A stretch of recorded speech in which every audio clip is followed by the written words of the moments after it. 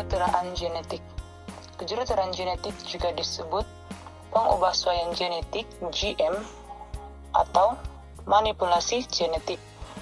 Maksud kejuruteraan genetik dan organisme terubahsuai genetik GMO ialah proses yang menggunakan teknologi DNA rekombinan untuk mengubah kandungan genetik organisme,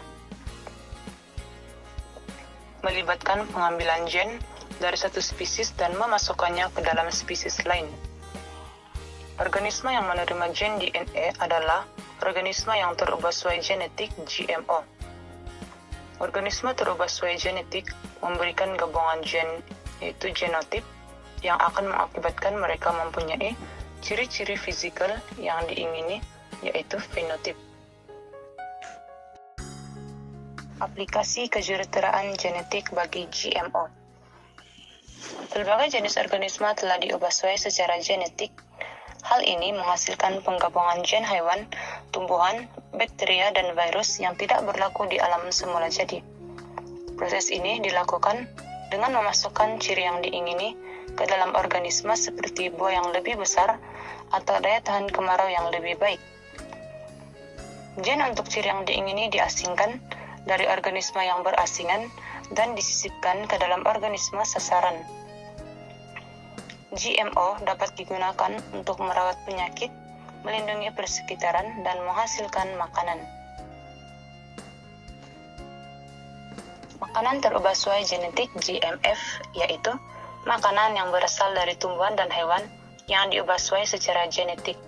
Untuk mengubah tumbuhan menjadi tumbuhan GMO, gen yang menghasilkan ciri genetik yang diminati akan dikenal pasti dan dipisahkan daripada bahan genetik organisme penderma. Tumbuhan GM pertama kali diperkenalkan ke pasaran pada tahun 1994.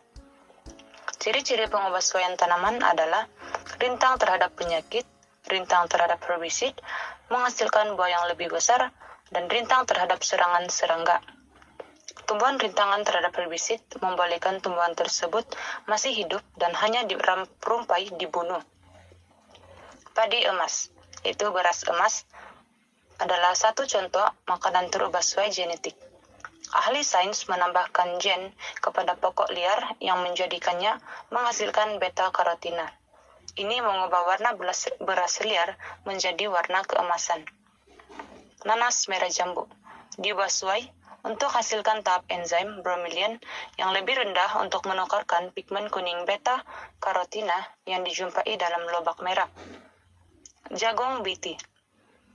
Gen daripada bakteria tanah semula jadi dimasukkan ke dalam gen jagung untuk menghasilkan jagung yang rintang terhadap serangga.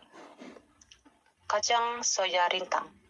Kacang soya bertoleransi diciptakan untuk membolehkan tumbuhan hidup setelah disembur dengan herbisid yang dapat membunuh pokok kacang soya konvensional.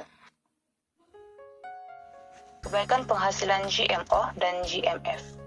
Tumbuhan dapat tumbuh dengan subur dalam keadaan melampau karena pengaruh persekitaran yang minimum.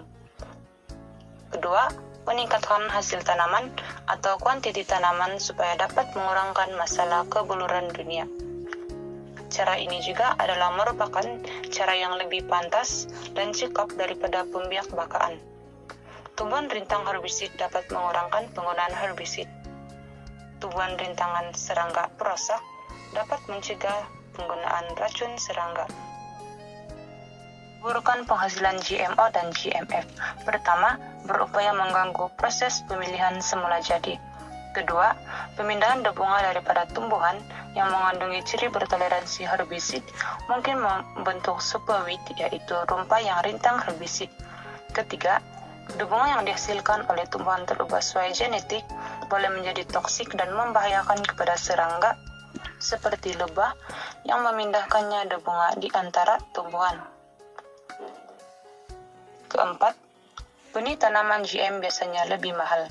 Kelima, mungkin mengandungi bahan yang menyebabkan alahan pada sesetengah individu atau bahan toksik yang tidak diketahui. Akhir sekali, mendorong pemilihan spesies serangga perusak yang berintangan.